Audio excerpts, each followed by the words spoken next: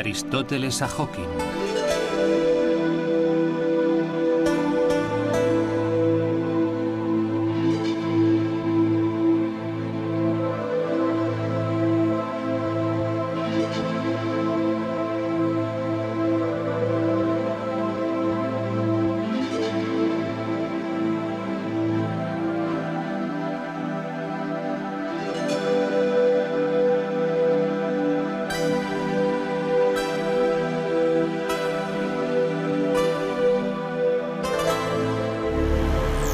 ¿Cómo revela la ciencia contemporánea el universo y el hombre? La manera en la que la ciencia contemporánea ve al universo y al hombre no es fácil de comprender. La matemática y la física, que son las herramientas básicas del hombre para interpretar las leyes del universo, dan lugar en muchas ocasiones a definiciones y resultados que la mente normal encuentra difícil comprender. Quedé con el profesor y astrofísico del planetario de Atenas, Manos Danecis, y le pedí que me explicase los métodos y la manera en que la física y las matemáticas explican y determinan lo que llamamos universo.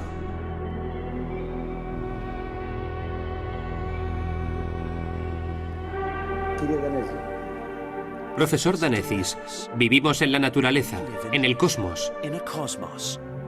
Vemos el universo, que interpretamos tal y como lo vemos y lo sentimos, como simples personas.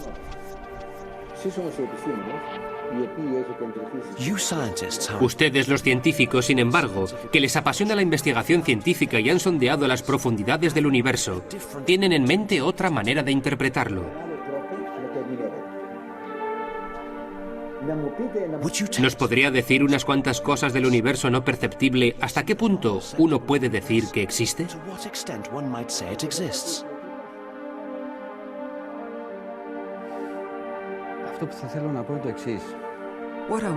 Lo que quiero decir es lo siguiente. No es cuestión de cómo vemos el universo. Es una cuestión de cómo se revela el universo en realidad. Y lo que puedo decir es que el universo se interpreta basándose en la lógica que difiere en gran medida de la lógica que nosotros los humanos llamamos desde siempre sentido común.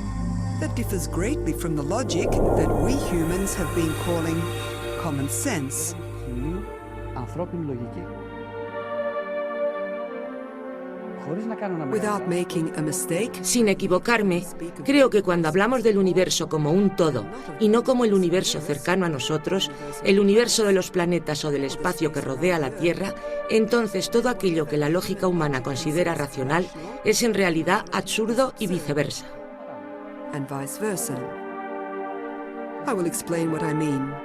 Voy a explicar lo que quiero decir. Lo que quiero enfatizar desde el principio es que lo que digo no es lo que siento, sino lo que me revela la observación, la investigación y el estudio. Lo que sabemos hoy es que la biología humana, tal y como nos hizo la naturaleza, no nos permite percibir formas que no sean descriptibles mediante la geometría euclídea y que superen las 3 dimensiones. Es decir, tenemos un objeto o forma no euclídea que no pueda ser descrito por la geometría que aprendimos en el colegio. Altura, anchura, profundidad. Precisamente, la geometría euclídea, y si las dimensiones fueran superiores a 3, no podríamos verlas. Habría objetos aquí, a nuestro alrededor, objetos reales que no podríamos ver. Ciertamente. Si pensamos que en la actualidad es comúnmente aceptado, y todos lo sabemos, que el universo en su totalidad, como un todo, no puede ser descrito mediante la geometría euclídea y que sus dimensiones son al menos 4, se puede entender que las formas creadas dentro de él no puedan ser percibidas por el hombre. ¿Nos puede describir estas 4 dimensiones? Son muy conocidas: longitud, anchura, altura y tiempo. Para la ciencia contemporánea, lo que denominamos tiempo, a lo que hace referencia la teoría de la relatividad y, en general, todas las teorías físicas como tiempo, no tiene nada que ver con lo que medimos con nuestros relojes y calendarios. ¿Se trata de algo diferente? Es una dimensión como la altura, anchura y longitud. La usamos en nuestras ecuaciones, en la teoría de la relatividad como una dimensión que no difiere de las otras. Bajo ciertas circunstancias, totalmente estructuradas y limitadas en el espacio y en el tiempo, también puede interpretarse como tiempo humano común y apreciable. Cuando, por el contrario, estudiamos el universo y la cosmología, no podemos pensar que lo que llamamos tiempo es lo que medimos con nuestro reloj. I told you that we cannot understand and perceive whatever exists in the universe with our senses, because there are 4 dimensions. Espera, volvamos a algo muy importante. He dicho que no podemos entender ni percibir lo que existe en el universo mediante nuestros sentidos, porque existen 4 dimensiones y no son euclídeas. La pregunta que podrías hacerme es, ¿cómo puedo entonces ver sillas, objetos? Yo te veo a ti y tú a mí, y somos partes del universo. La matemática nos habla de esto, y dice que cojo el universo y corto una pequeña parte infinitesimal. Esta parte se comporta de manera muy parecida al espacio descrito por Euclido.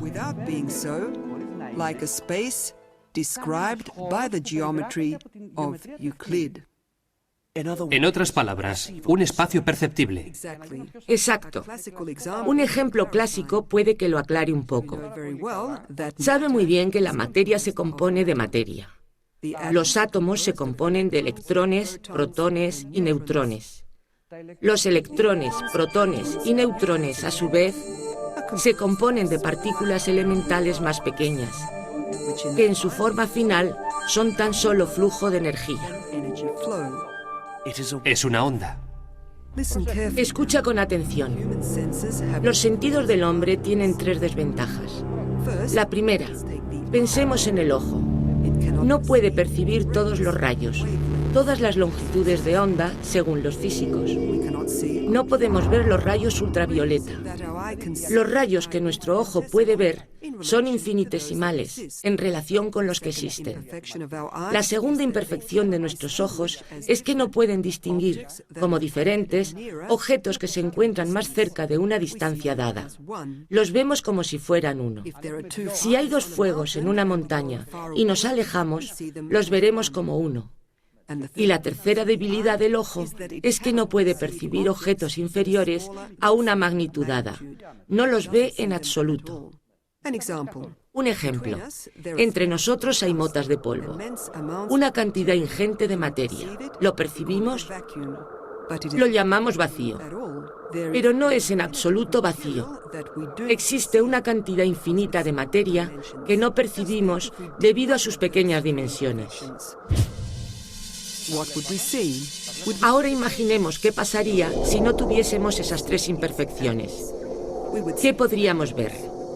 ¿Veríamos la mesa? No. ¿Veríamos sus átomos? ¿Veríamos sus electrones? ¿El flujo de energía?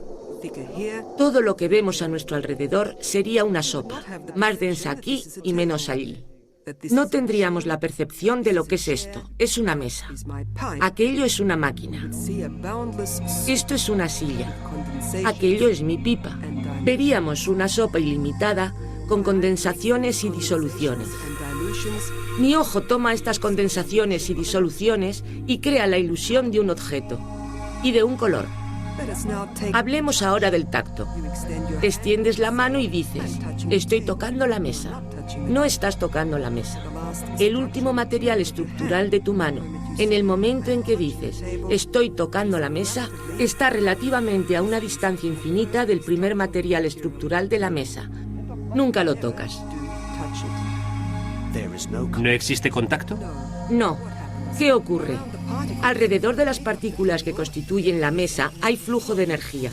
Y alrededor del flujo de energía de mi mano se desarrollan fuerzas que son repelentes.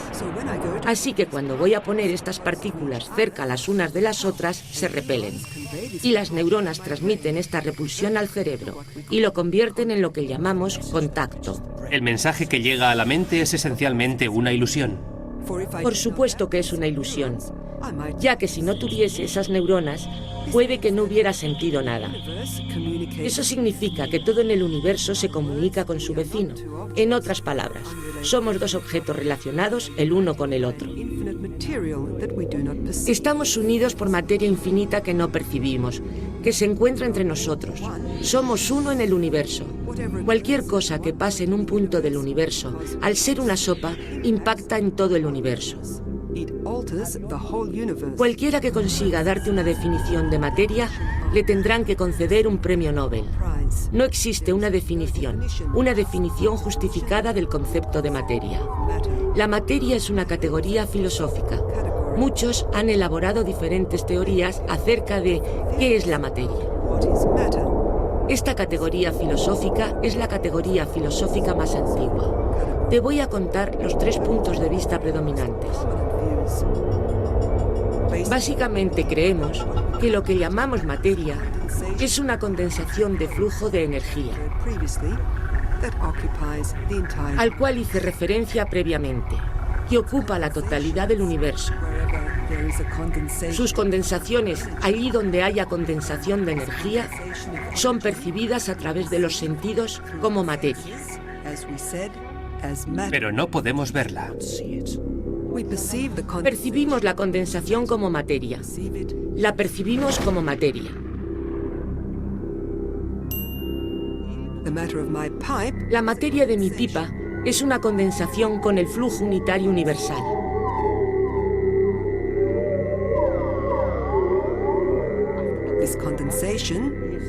Nuestros sentidos perciben esta condensación como el formalismo llamado materia.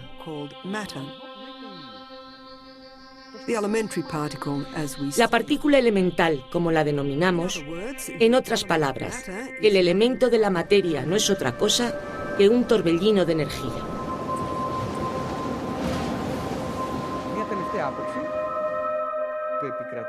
Un último punto de vista que predomina y está empezando a dominar en la astrofísica es que la materia no es otra cosa que espacio.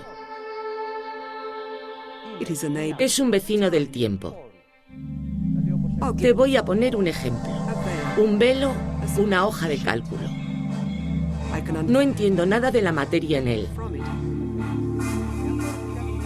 Si lo doblo por alguna parte, creando así una curva en la hoja, mis sentidos perciben que esa curva es materia. En otras palabras, la materia no es otra cosa que espacio. ¿Una curva en el espacio? Una curva en el espacio.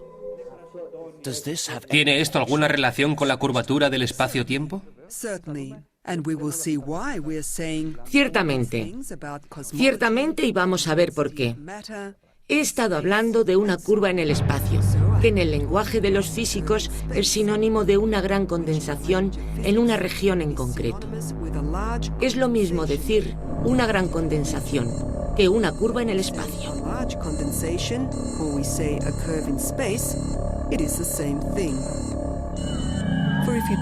Ya que si coges la hoja y la guardas en un punto, la densidad de la hoja será mayor, ya que forma un nudo. La tercera cosa que tenemos que entender es esta. Lo que vemos a nuestro alrededor como formas son simples proyecciones de formas reales que existen en el universo. Voy a explicarme.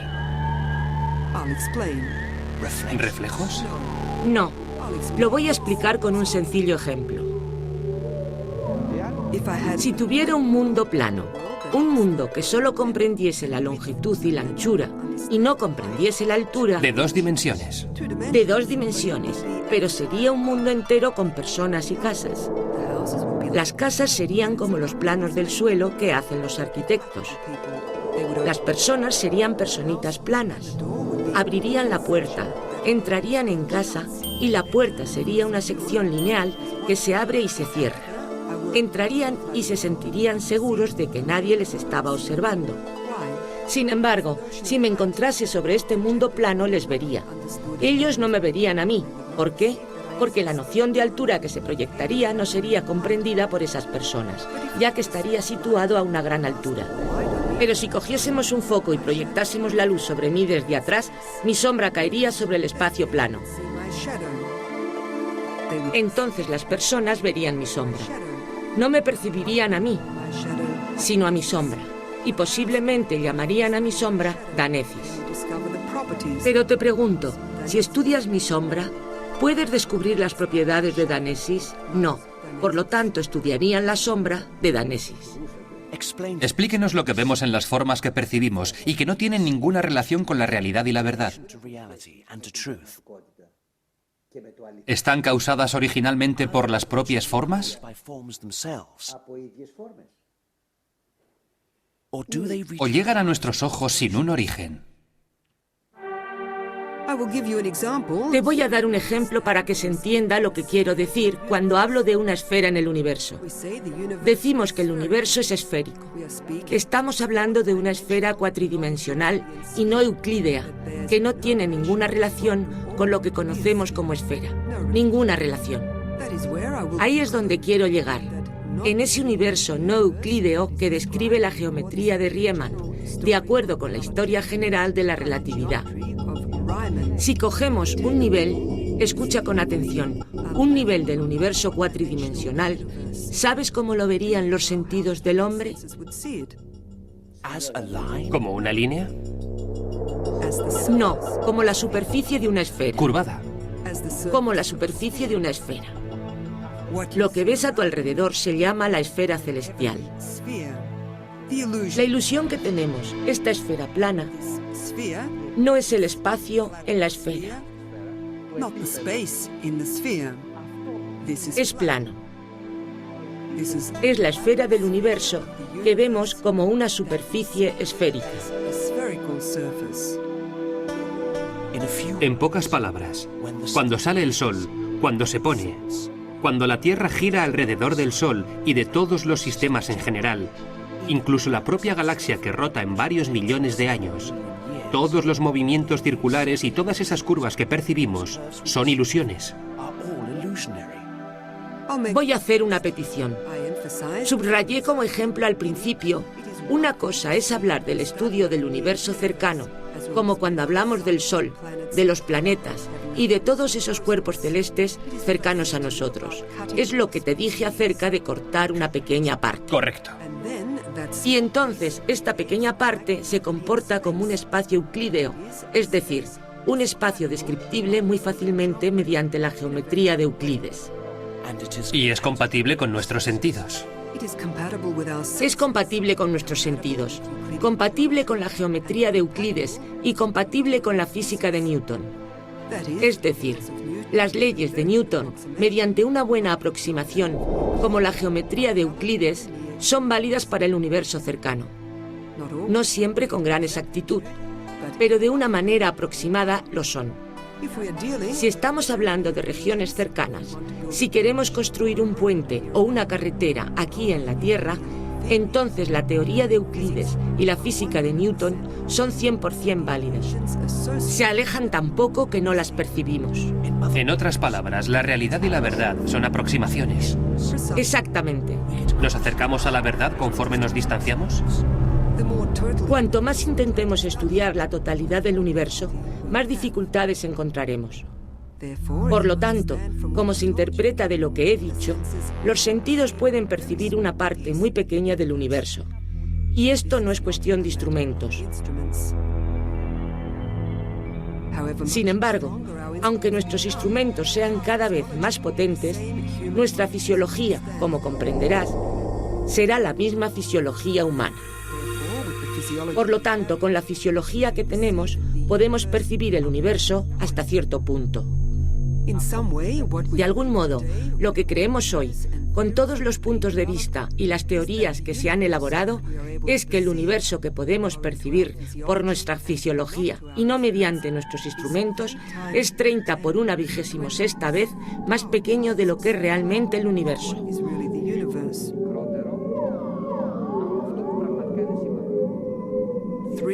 lo que significa 3 con 26 ceros. 3 with 26 zeros. Entiendo que significa que es un número incontable de veces menos que el real. Por lo tanto, entiendes que el universo observable, lo que los antiguos filósofos estoicos llamaron cosmos, es el cosmos. El universo, según lo concebía el pensamiento de la Grecia antigua, el pensamiento presocrático, es una cosa, el cosmos, pero el universo es otra cosa. El cosmos es esa parte del universo que se encuentra en el estudio de nuestros sentidos y por lo tanto de nuestras mediciones. En nuestra percepción. Y nuestras mediciones mediante nuestra percepción. Por lo tanto, debemos en este momento aclarar de una vez por todas de lo que estamos hablando. Estamos hablando del estudio del cosmos. Las preguntas de los hombres están sujetas al sentido común humano. Tienen que ver con el cosmos, con el universo cercano. Carecen de significado. El sentido común tiene validez dentro del cosmos, dentro del pequeño espacio del universo que es comprensible de una manera u otra, sea una ilusión o no, de nuestros sentidos. Más allá de ese espacio de los sentidos se extiende el universo, cuyas leyes y propiedades son extensiones, por otro lado, de nuestras leyes. Pero son unas extensiones tan grandes que su lógica desafía la lógica humana. Por ejemplo, cuando la lógica contemporánea habla de partículas emitidas hacia el pasado y orbitadas en el pasado, esto no es compatible con el sentido común humano.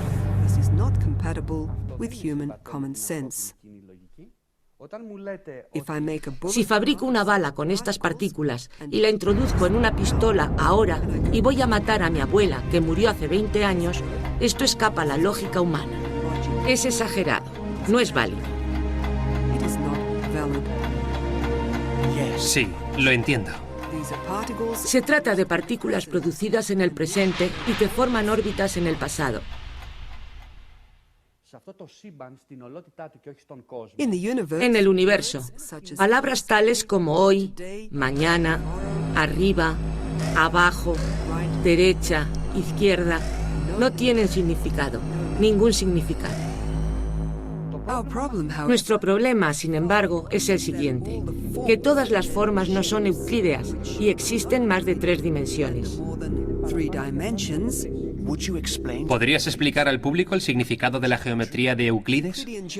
La geometría de Euclides es una geometría que se enseña en los institutos y colegios de secundaria del país y en todos los institutos y colegios de secundaria del mundo.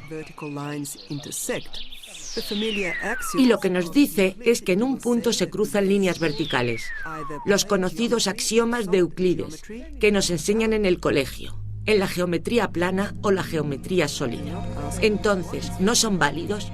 No me preguntes lo que no es válido. Estas geometrías son difíciles. Voy a intentar dar una respuesta. ¿Tiene el universo formalismos? Ciertamente tiene formalismos. No existiría la teoría de la relatividad sin la geometría de Riemann. Nuestro universo es riemanno y no euclídeo. Y esto se demuestra de la siguiente manera. Desde el momento en el que se ha establecido experimentalmente que la teoría de la relatividad no puede existir sin la geometría de Riemann, significa que el universo es riemanno. No sé si entiende mi lógica.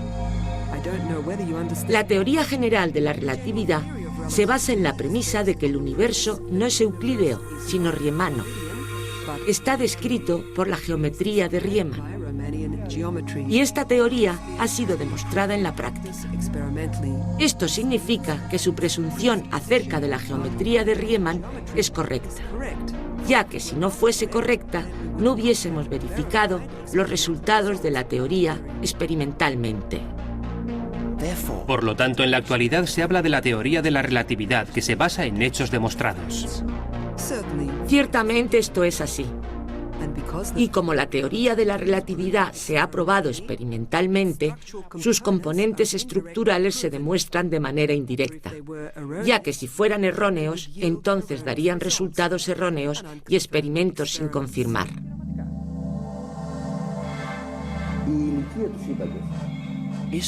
¿Es la edad del universo como determina la teoría de la relatividad al menos como yo la he entendido, una edad real? ¿O tiene a su vez elementos virtuales para facilitar determinadas situaciones con el fin de que las personas puedan entenderlo?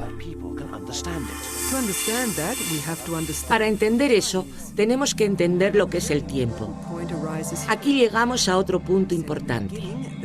Dijimos al principio que cuando una teoría física acerca de cantidades tan grandes como las del universo expresa algo, no tiene ninguna relación con lo que miden nuestros relojes o calendarios.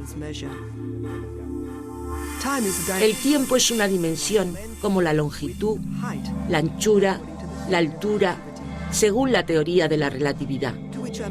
Respecto a ella, hago una anotación al margen. No debemos pensar que la teoría de la relatividad es algo trascendente. Es una nueva teoría de la gravedad. La teoría de Newton ya no es válida y es sustituida por otra teoría de la gravedad. Pero la ley general de la relatividad es una nueva teoría de la gravedad. Esto es lo que debemos entender todos. ¿Qué es la relatividad? El tiempo es una dimensión que bajo unas condiciones específicas de alta densidad o, como hemos dicho previamente, de alta curvatura, de gran curvatura, se puede expandir o contraer. La discusión con el profesor de astrofísica Manos Danezis continuó con las nociones de espacio, tiempo, gravedad, energía y las múltiples dimensiones. Sin embargo, de toda esa conversación tan práctica, surgió en mi mente una cuestión clave. Todos somos uno. Estamos unidos por materia infinita que no percibimos, lo que está en medio. Todos somos uno. Por lo tanto, el punto de vista filosófico de que provenimos del uno y que tendemos hacia el uno se estableció a partir de una nueva explicación científica. Esa mañana soleada caminaba tranquilamente entre las flores de mi jardín. Es maravilloso pensar que provienes de Dios y que volverás a Dios.